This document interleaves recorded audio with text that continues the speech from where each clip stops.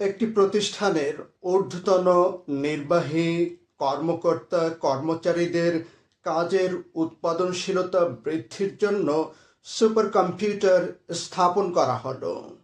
কর্তৃপক্ষের ধারণা ছিল উচ্চতর প্রশিক্ষণ এবং যথাযথ ব্যবহারের মাধ্যমে ওই সুপার কম্পিউটার প্রতিষ্ঠানের উৎপাদনশীলতা বহুগুণে বৃদ্ধি করবে। কিন্তু দুর্ভাগ্যবশতভাবে দেখা গেল সুপার কম্পিউটার টাইপিং সহ সাধারণ কাজে অধিকাংশই ব্যবহার করে যাচ্ছিল। এ সমাজে আমরা প্রায় সকলে একই রকম। আমরা মনোযোগের সাথে অত্যন্ত কষ্ট করে মানসিক কম্পিউটার ব্যবহার করে সাধারণ কাজগুলো করে থাকি। তারপরে উৎপাদনশীলতা কম দেখে আমরা দোষারোপ করি এবং প্রশ্ন তুলি কেন আমরা কম উৎপাদনশীল।